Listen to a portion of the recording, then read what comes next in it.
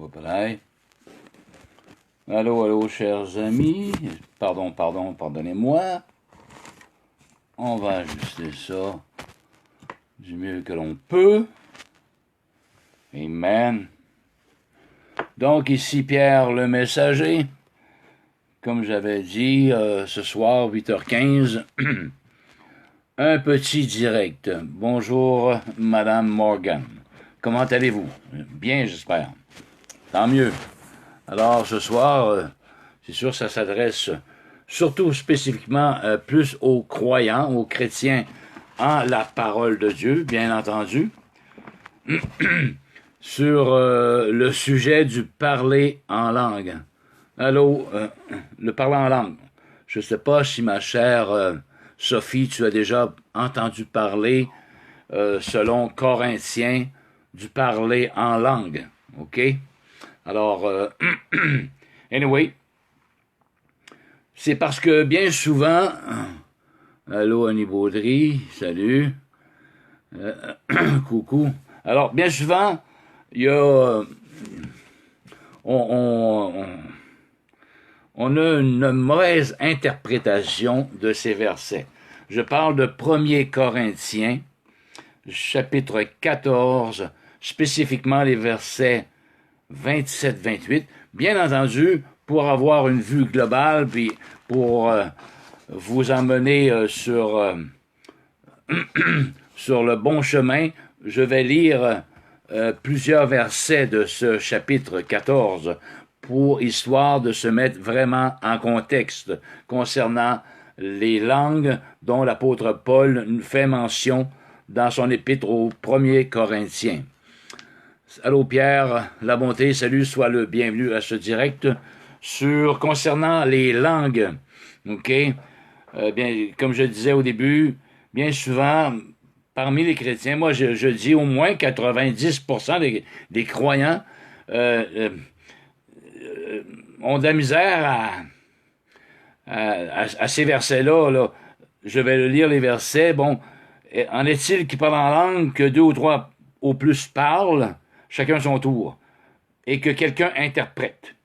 S'il n'y a point d'interprète, qu'on se taise dans l'Église. C'est cette partie-là, là, qu'on se taise dans l'Église. Bien souvent, il y a des mauvaises interprétations. Comme on dit, on est carrément dans le champ. Je dis au moins 90% des croyants, des chrétiens, s'y méprennent, OK? S'y méprennent vraiment concernant ces versets-là. Et, mais comme je viens de dire, on va lire plus le 14, verset 14 pour se situer vraiment en contexte. Bienvenue, ma chère Sophie. Nous sommes ravis de t'écouter ce soir. Tant mieux. Amen. Alors, c'est ça, il y a divergence d'opinion. Seulement, la parole de Dieu n'est pas basée sur des opinions, mais oui, on a le droit d'avoir des opinions. Cependant, ça ne veut pas dire que mon opinion corrobore la pensée de Dieu dans tel ou tel texte de la parole de sa parole. OK? Alors, mais il y a deux écoles de pensée. Hein, c'est l'école de pensée, ceux qui ont été baptisés dans le Saint-Esprit, et ceux qui ne l'ont pas baptisé, qui n'ont pas été baptisés dans le Saint-Esprit. Alors, ça fait une grosse différence pour l'interprétation de ces versets en particulier. Si la personne a été baptisée dans le Saint-Esprit, ou si et l'autre personne n'a pas été baptisée du Saint-Esprit. Alors, c'est ça, 2 écoles de pensée, 2 interprétations à ce moment-là. OK? Mais Dieu ne repose pas, sa parole ne repose pas sur nos propres interprétations, OK? Ou sur nos propres convictions. Mais cependant, la parole de Dieu veut vraiment dire quelque chose. On veut véhiculer des faits, OK? Et là, concernant les langues, Anyway, je m'arrête là et je vais tout simplement lire, OK? Et on va rentrer dans le vif au fur et à mesure que je vais défiler la lecture de 1er Corinthiens, chapitre 14. On va commencer, euh, 12, 14, j'ai dit. Pardonnez-moi, 14 est ici, 27, 28. Ouais, faut pas que ça soit trop long non plus. OK. On va y aller, c'est ça. Le titre de ce chapitre-là, c'est Comparaison entre les dons, le don des langues et le don de prophétie. OK? Donc, suivez bien avec moi ce que je vais dire. Si vous avez une Bible à la maison, 1er Corinthiens, chapitre 14, tout le chapitre 14, finalement. Alors, 1er Corinthiens, chapitre 14, pour avoir vraiment l'ensemble du contexte. OK, c'est l'apôtre Paul qui parle à l'église de Corinthe, donc aux Corinthiens. Il dit « Recherchez la charité ou l'amour, aspirez aussi aux dons les meilleurs. » Alléluia. Aspirez aussi aux dons spirituels, pardon. Mais surtout à celui de prophétie. On va voir pourquoi, un peu plus loin. En effet, celui qui parle en langue ne parle pas aux hommes. Alléluia. Ne parle pas aux hommes, mais à Dieu. Car personne ne le comprend. OK, là, je m'arrête là. Ici, c'est le don des langues dont Paul parle. OK?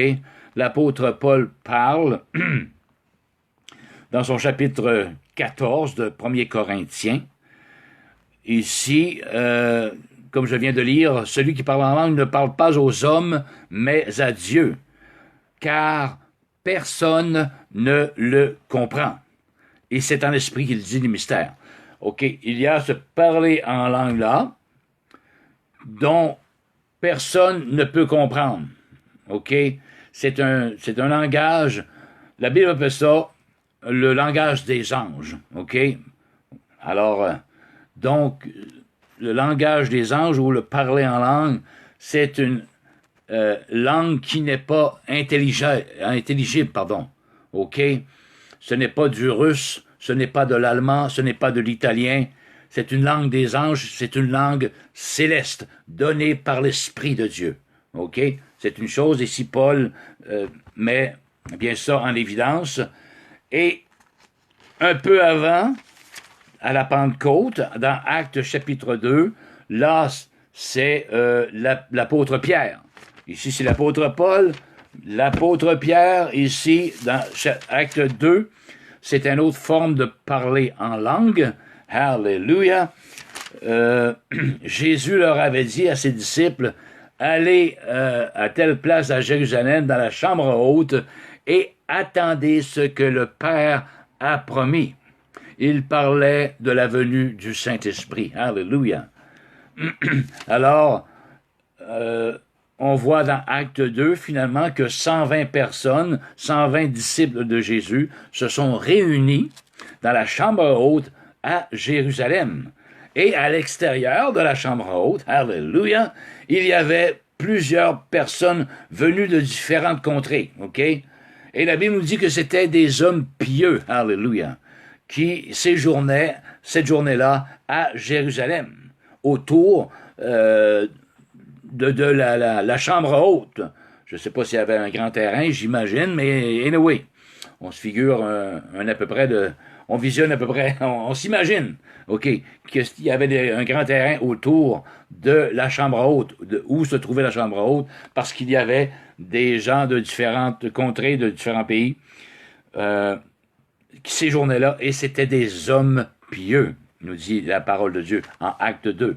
Et les langues se sont arrivées là, ils chantaient, ils priaient, ils attendaient la promesse. Les 120 personnes attendaient la promesse, car le Saint-Esprit est une promesse, n'est-ce pas? Et on doit le recevoir au moyen de la foi. OK? Ce n'est pas automatique. Lorsque on se convertit, on a le Saint-Esprit. No way. Moi, je dis que non, selon les Saintes Écritures, à cause que le Saint-Esprit arrive à la Pentecôte. OK? Et ce n'est que au nom de Jésus, c'est Jésus qui baptise de son Saint-Esprit, du Saint-Esprit. Alors, c'est au moyen de la foi. C'est une promesse qui est pour vous et pour nous. Alléluia. Et pour moi également. Donc, et le parler en langue qui a sévi là, à Acte 2, à Jérusalem, ce fut orchestré par Dieu. OK, les 120 personnes ont été baptisés du Saint-Esprit, ont reçu le Saint-Esprit, alléluia, et la Bible nous dit qu'ils se sont mis à parler en d'autres langues. Pas en langue, mais en d'autres langues. N'est-ce pas? Alors, ce qui s'est passé là, c'est le don le don de la diversité des langues qui s'est produit. OK? Pourquoi? Parce que Dieu savait qu'il y avait des hommes pieux de tout pays qui séjournaient à Jérusalem cette journée-là. Et les 120 personnes se sont mis à parler en d'autres langues selon que l'Esprit leur donnait de s'exprimer. Donc, ils parlaient en arabe, ils parlaient en crétois, ils parlaient en samaritain, ils parlaient en juif, ils parlaient en mésopotamien, nommez-les, il les nomme de toute façon les gens des pays qui séjournaient là.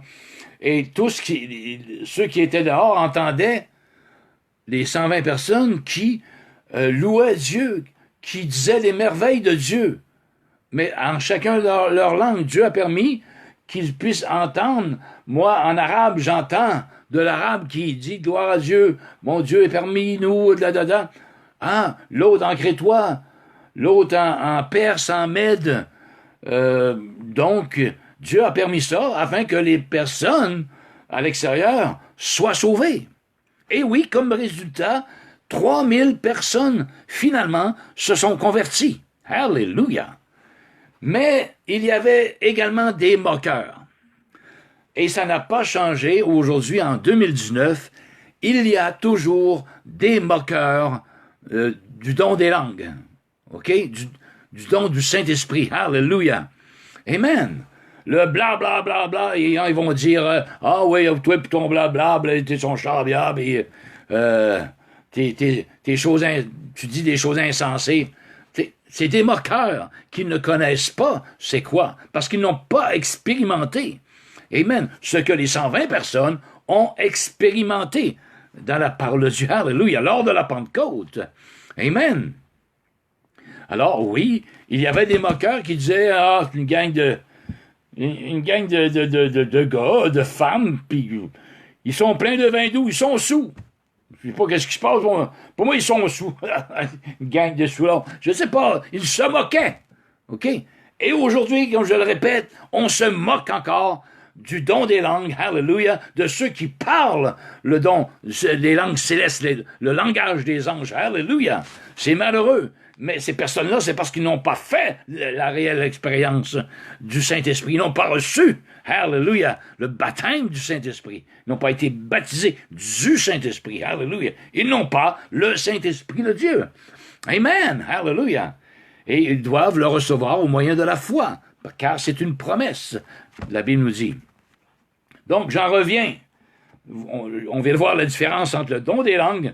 Amen. C'est la diversité des langues qui s'est produite lors de la Pentecôte, afin que Dieu répande sa grâce parmi les peuples qui séjournaient. C'était des hommes pieux, on nous le rappelle, hallelujah, et 3000 personnes. Paul, l'apôtre Pierre, a prêché dehors, a parlé sur Jésus-Christ, et 3000 personnes sont venues à la connaissance du Seigneur Jésus-Christ, ont été sauvées cette journée-là. N'est-ce pas merveilleux? Et ce n'est pas, comme quelques-uns le croient, que ces 3000 personnes-là aillent disperser l'Évangile et évangéliser. Peut-être, comme n'importe qui ferait, tu sais pas qu'est-ce qui m'est arrivé la semaine dernière, j'étais à Jérusalem, puis blablabla, j'ai reçu la paix de Dieu, le salut de Dieu. Oui, peut-être qu'il y a des personnes qui ont témoigné de leur expérience, mais ce n'étaient pas des évangélistes pour aller répandre dans chacun de leurs pays. Absolument pas. Non, oui. C'est l'apôtre Paul qui a été choisi de Dieu, qui s'appelait Saul, sur le chemin de Damas. Il a vu la lumière de Dieu, une lumière étincelante. Il est tombé par terre. Et il est devenu pratiquement aveugle. Et le Seigneur lui a dit, parce que lui, Saul, il persécutait l'Église de Dieu à ce moment-là. Mais Dieu l'avait choisi, ce Saul-là. Et son nom a changé pour l'apôtre Paul, Saul en Paul. Hallelujah. Et c'est cet instrument, Dieu le dit lui-même, c'est l'instrument que j'ai choisi pour porter mon nom à toutes les nations et aux grands de ce monde, aux rois, et aux princes. C'est Paul et ses disciples, et Paul et Silas, et sa gang-là étaient vraiment ceux et celles qui allaient partager, mais ce n'étaient pas les personnes qui étaient à l'extérieur qui ont entendu les 120 personnes parler en leur propre langue. Oui, comme que je le répète, ils ont peut-être témoigné de ce qui a été arrivé, mais ce n'étaient pas des évangélistes vraiment dans l'âme, OK? Peut-être quelques-uns, oui, Dieu leur a donné ce don d'évangéliste, mais je ne crois pas que ce n'était pas le but de Dieu. Absolument pas. Hallelujah. Le but de Dieu était de sauver ces 3000 personnes-là. Amen. Parce qu'ils cherchent à Dieu, ils avaient un cœur pur, un cœur pieux. J'en reviens maintenant à l'autre parler en langue, dont Paul fait mention dans 1 Corinthiens chapitre 14. 1 Corinthiens chapitre 14, on y revient. 2 Corinthiens. Hallelujah. OK. Bon, je continue. Donc, OK, en effet, celui qui parle en langue ne parle pas aux hommes, mais à Dieu, car personne ne le comprend. À la Pentecôte, les personnes comprenaient, parce que c'était dans leur propre langue, à eux autres, OK? Différentes langues. C'était permis de Dieu. Mais là, ici, l'autre sorte de parler en langue, personne ne le comprend. Et c'est un esprit qui dit le mystère. Celui qui prophétise, au contraire, parle aux hommes, les édifie, les exhorte, les console. Alors, celui qui parle en langue, c'est une langue non intelligible, tandis que celui qui prophétise va parler dans la langue des hommes. Si c'est en français, ils vont parler en français. Si c'est en crétois, ils vont parler en crétois, ainsi de suite. En juif, ils vont parler en araméen, etc. Alors, je continue. Celui qui parle en langue s'édifie lui-même. Alléluia. Celui qui prophétise édifie l'Église. Alors, je parle en langue, je vais m'auto-construire par l'Esprit dans mon cœur, dans mon être intérieur. Alléluia. Je vais me fortifier par l'Esprit de Dieu en parlant en langue. Amen. Alléluia. Et celui qui prophétise, lui, édifie ceux qui et celles qui l'entendent. Parce que la prophétie est un langage des hommes, comprenable, compréhensible. Alléluia. Je désire, celui qui parle en langue s'édifie lui-même, celui qui prophétise édifie l'Église. Je désire que vous parliez tous en langue. Alléluia. Et c'est mon désir également, que vous, chers croyants, chères croyantes, que vous puissiez parler en langue, que vous puissiez, en réalité, être baptisés du Saint-Esprit de Dieu. Alléluia. Que vous parliez tous en langue, mais encore plus, que vous prophétisiez. Celui qui prophétise est plus grand que celui qui parle en langue, à moins que ce dernier n'interprète pour que l'Église en reçoive l'édification. Donc, il dit, celui qui prophétise est plus grand que celui qui parle en langue.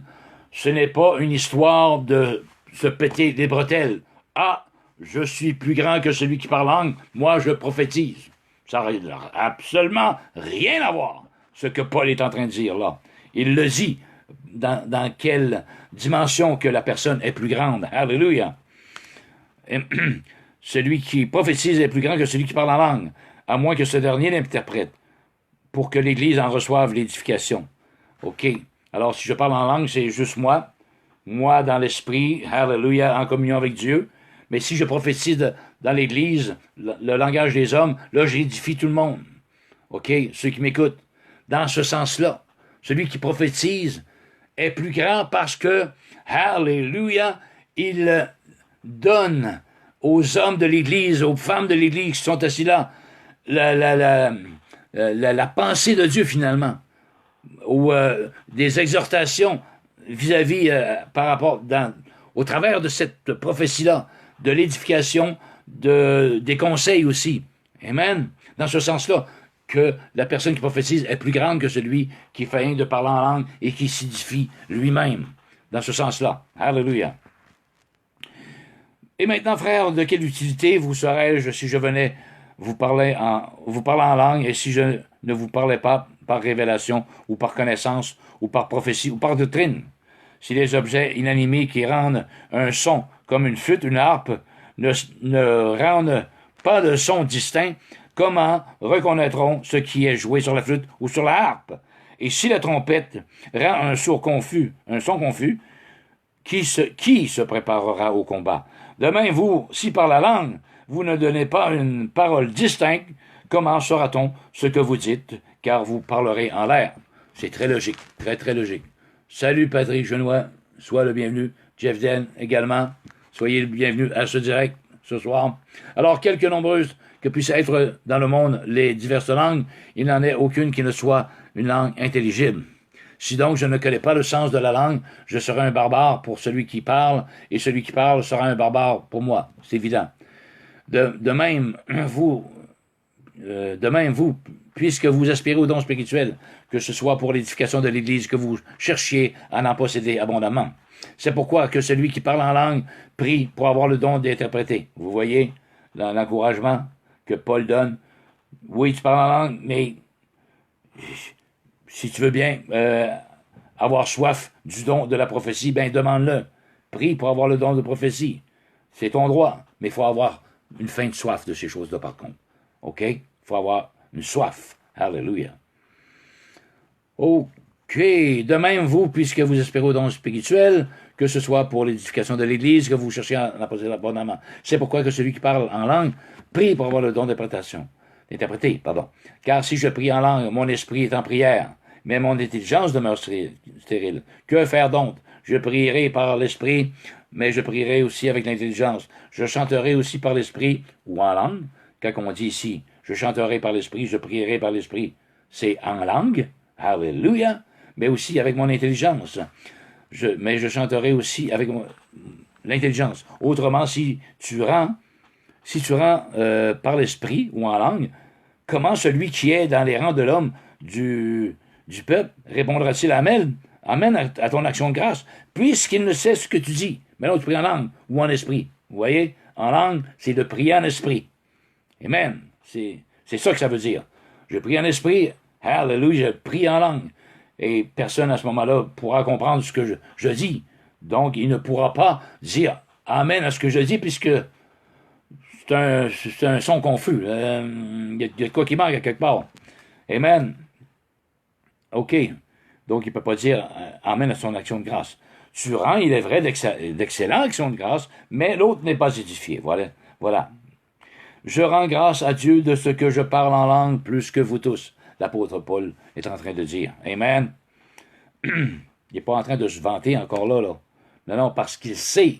L'apôtre Paul sait très bien la nécessité d'être baptisé du Saint-Esprit, d'être baptisé de feu. Il sait l'importance, alléluia, dans ce sens-là qu'il dit, alléluia, qui dit, je rends grâce à Dieu de ce que j'en parle en langue, plus que vous tous. Hallelujah. Il n'est pas meilleur que les autres. No way. Mais il connaît trop le besoin. Il connaît trop Amen. L'ardent désir d'être plongé dans le feu de Dieu. L'ardent désir d'être dépouillé. Hallelujah. Que la vieille paille puisse brûler par le feu du Saint-Esprit. Amen. Il avait besoin. Il savait qu'il avait besoin. Amen. De ce feu. Ce baptême de feu. Hallelujah. Dans sa vie. Mais il désire que les autres également. Et moi aussi, c'est mon désir que vous soyez, vous croyants chrétiens, à la parole de Dieu, non seulement convertis, mais baptisés du Saint-Esprit de Dieu. Alléluia. Parce que vous ne savez pas ce que vous manquez, mais vous manquez énormément gros. Oh, que vous manquez. Alléluia.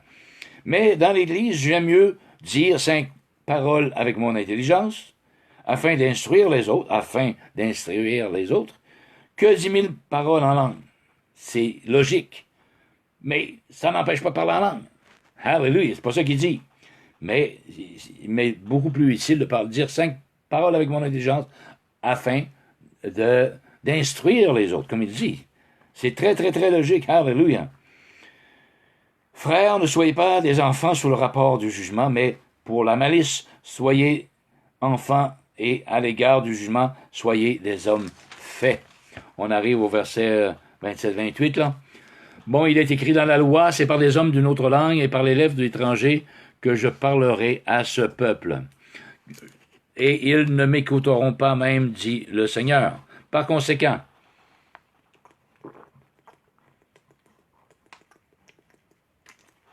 pardonnez-moi, par conséquent, les langues sont un signe, non pour les croyants, mais pour les non-croyants. La prophétie, au contraire, est un signe, non pour les non-croyants, mais pour les croyants. Parce que c'est les croyants qui en reçoivent l'édification. C'est Dieu qui leur parle. Alléluia. Alors, si tu es croyant en Dieu, tu es croyant en la parole de Dieu, donc les paroles qui sont projetées comme ça par prophétie, ben, ça vient de l'Esprit de Dieu. Alors, c'est pour la prophétie est un signe pour les croyants. Si donc, dans une assemblée de l'Église entière, tous parlent en langue, et qu'il survienne des hommes du peuple ou des non-croyants, ne disent-ils pas que vous êtes fous? C'est sûr, s'il y a toujours, c'est-à-dire s'il y a un chat, tout le monde parle en langue, blablabla, blablabla, blablabla, c'est pas ça les langues, là, mais, et qui arrive de, mon voisin arrive, ou mon boss qui n'est pas converti arrive, et il va dire, ouais, qu'est-ce qui se passe ici, c'est blablabla, blablabla. Oh là là, c'est weird. Ils vont peut-être ressortir, hein, aussi vite qu'ils sont rentrés, ou peut-être plus vite. Amen. Bon, qu'il surviennent des hommes du peuple ou des non-croyants, ne diront-ils pas que vous êtes fous? Bien sûr. Mais si tous prophétisent et qu'il survienne quelques non-croyants ou un homme du peuple, il est convaincu par tous, il est jugé par tous. Alléluia. Par l'Esprit de Dieu, par contre. OK? Ce n'est pas les personnes qui jugent, mais c'est la présence de Dieu au travers de cette Église-là. Alléluia. Amen, qui sert de juge. Ce n'est pas les personnes qui jugent, mais l'ambiance, c'est l'Esprit Saint au travers de ces personnes-là. Amen. Il est convaincu par tous, il est jugé par tous. Les secrets de son cœur sont dévoilés, de telle sorte que, tombant sur sa face, il adorera Dieu. Il publiera que Dieu est réellement au milieu de vous, voyez. Alors, que faire donc, frères? Lorsque vous vous assemblez les uns ou les autres, parmi vous, ont-ils un cantique, une instruction, une révélation, une langue, une interprétation? Bien, que tout se fasse pour l'édification, pour que les autres, alléluia, qui sont dans l'assemblée, dans l'Église, puissent en recevoir, alléluia, de l'édification, de conseils et de bénédictions également. OK? Alors, que tout se fasse pour l'édification.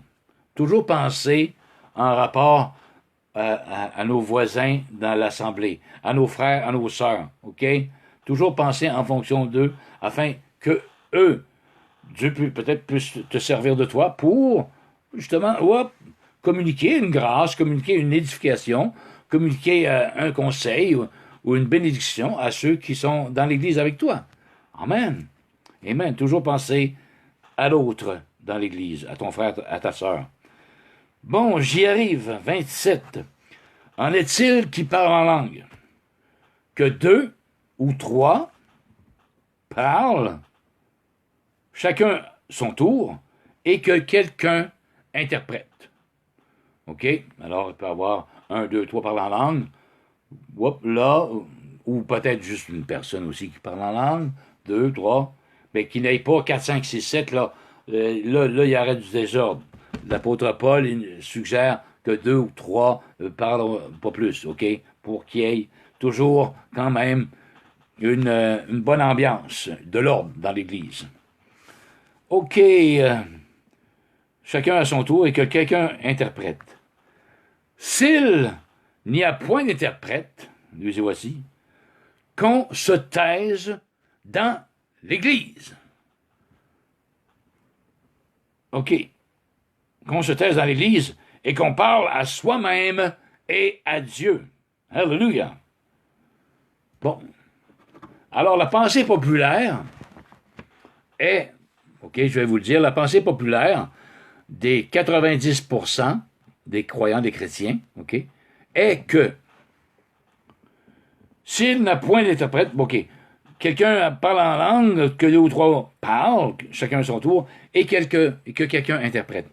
S'il n'a point d'interprète, qu'on se taise dans l'Église et qu'on parle à soi-même et à Dieu. Alors, 90% des croyants, des chrétiens, disent, ben, t'as pas d'affaire à parler en langue, il n'y a pas d'interprète.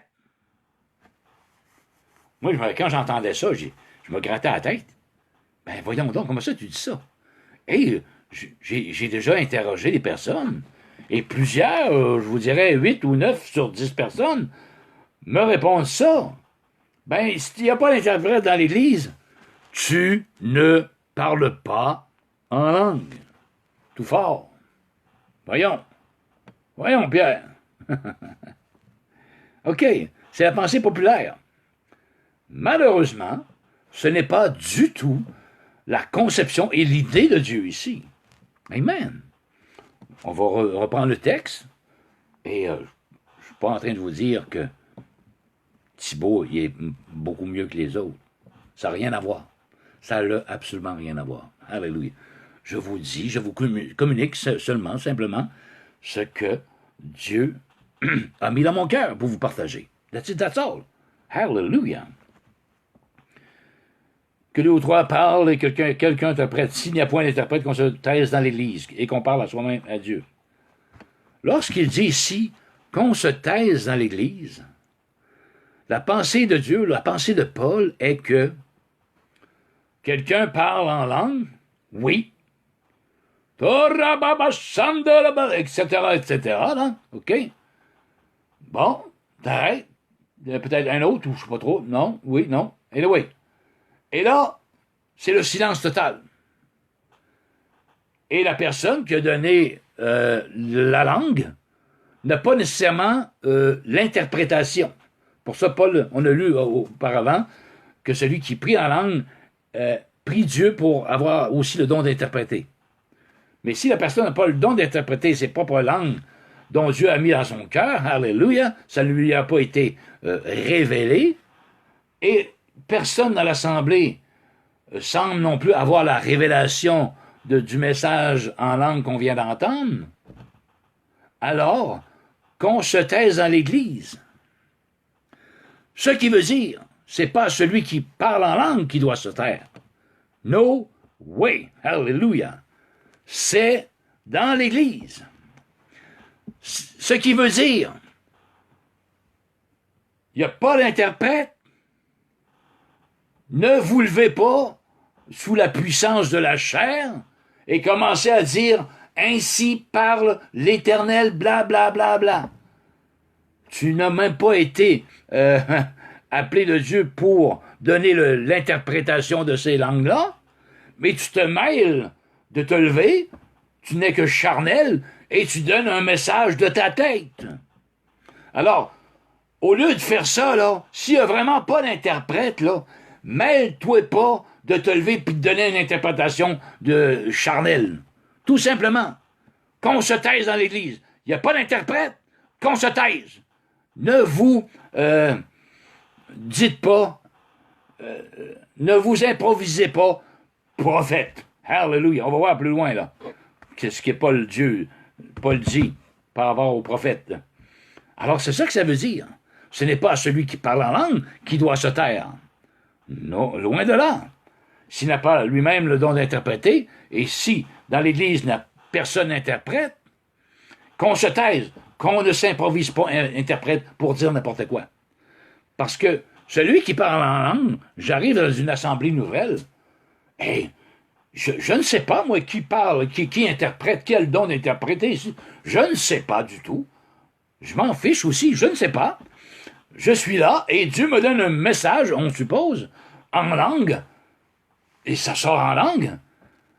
Et je n'ai pas le don d'interpréter, et il n'y a personne qui interprète. Je ne sais pas, moi, à l'avance, s'il y a quelqu'un qui va interpréter ou pas. No way. Dieu, sous l'inspiration de son esprit, je fais sortir ce qu'il me dit de sortir. Amen. Mais là, et s'il n'y a pas d'interprète, taisez-vous. Parlez pas pour rien dire. Qu'on parle, parlez à vous-même et à Dieu. Simplement, recueillez-vous. OK? C'est ça que ça veut dire. On va voir plus loin. S'il n'y a pas d'interprète, qu'on se taise dans l'Église et qu'on parle à soi-même à Dieu. Pour ce qui est des prophètes, que 2 ou 3, là c'est le tour, parlant en langue, maintenant c'est le tour des prophètes. Pour ce qui est des prophètes, que 2 ou 3 parlent et que les autres jugent. Vous voyez ici, et que les autres jugent. Dans le sens que, bon, je prophétise, donc je dis en français, je ne dis pas en langue. Le Seigneur, Dieu, l'Éternel, désormais, plein de gloire, va vous affermir, mes enfants, etc., etc., là.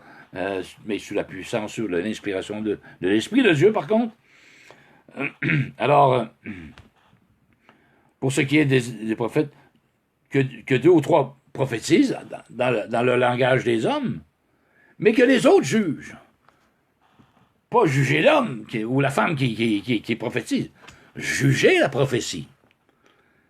Et ayez du discernement. C'est ce que Dieu nous ordonne d'avoir, du discernement. Si cette parole, justement, pour éviter ça, si cette parole vient de Dieu ou pas, ou si c'est la chair, il n'y a pas eu de langue, mais la personne se lève et, en français, dit quelque chose, oui, pour bénir le peuple, sûrement, mais c'est la chair, c'est poussé par la chair. Pour ça que les autres fidèles ont la charge de juger cette prophétie-là. Amen. Pour savoir si vraiment elle vient de Dieu. Amen. Et si un autre qui est assis a une révélation, que le premier se taise. Alléluia. Donc, après avoir jugé, si tu as une révélation, si un autre qui est assis a une révélation en rapport avec cette prophétie-là, Dieu te dit, « Hey, c'est pas de Dieu, ça. » Alors, je me lève, et si un autre qui est assis a une révélation, que le premier se taise. OK? Ça vient pas de Dieu. J'ai la révélation. Je dis maintenant que le premier se taise. Chut. Ainsi de suite. Car vous pouvez tous prophétiser successivement afin que tous soient instruits et que tous soient exhortés. Et il dit ici, pour pas que ce soit n'importe qui, justement, qui prophétise, alléluia, mais il nous dit que de juger les prophéties, les autres, d'avoir du discernement, et si tu as une révélation en rapport avec une prophétie qui vient d'être dit, tu l'as dit, et l'autre a la charge de se fermer, parce que ça ne vient pas de Dieu. Alléluia. Et ça dit ici, pour conclure, Paul, les esprits des prophètes sont soumis aux prophètes. T'es pas prophète, mon ami. Donc, l'esprit de Dieu, l'esprit de prophétie ne t'est pas soumis. Alléluia. Et il ne t'improvise pas prophète, il ne dit pas n'importe quoi en l'air.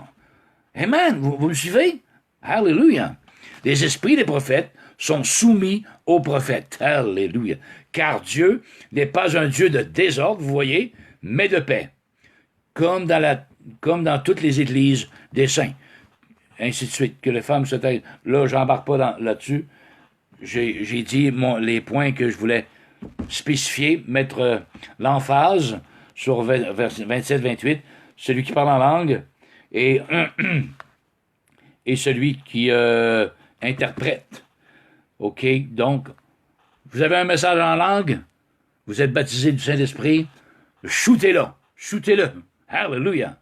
Et s'il n'y a pas tout à coup d'interprète, et si vous ne pouvez vous-même interpréter ce que l'Esprit de Dieu a dit au travers des langues, qu'on se taise dans l'Église et qu'on parle à soi-même et à Dieu.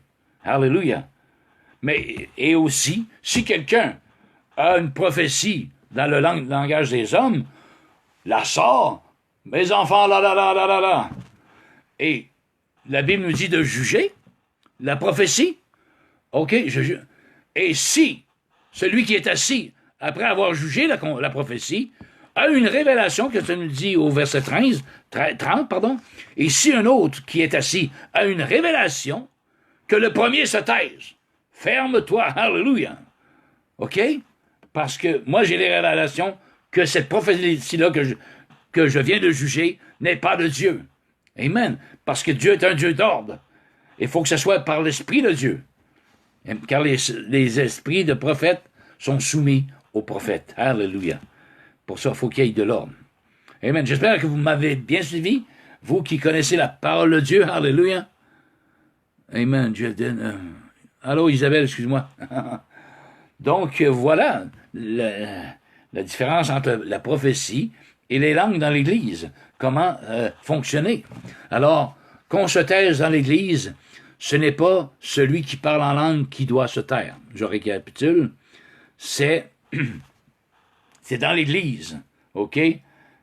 Si tu n'es pas prophète, ne t'improvise pas prophète dans l'Église et essaye pas de prendre la vedette, comme on dit, et essayer d'interpréter selon la chair les langues que tu viens d'entendre. Parce que les autres vont juger. Alléluia. Ce que tu es en train de dire par prophétie. Les autres vont juger. Amen. Alléluia. C'est vraiment ceux qui sont dans l'assemblée, qui entendent ces langues-là, c'est eux autres de se taire et de ne pas s'improviser prophète, tout simplement, et dire n'importe quoi. Et ce n'est pas celui qui parle en langue, parce que je ne sais pas. La personne qui parle en langue ne sait aucunement s'il y a quelqu'un qui a un don d'interprétation. Donc, voilà. Alléluia. En tout cas, si vous avez des commentaires, des questions ou quoi que ce soit, ne vous gênez surtout pas. Vous pouvez les laisser à la suite de ce clip capsule vidéo.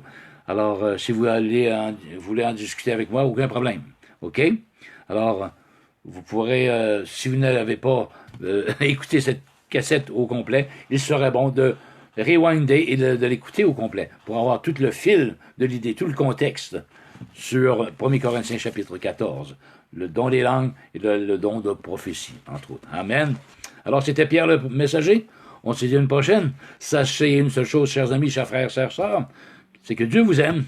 Amen. Et que je vous aime tout autant. Soyez bénis. Et à la prochaine. Amen et amen. Alléluia.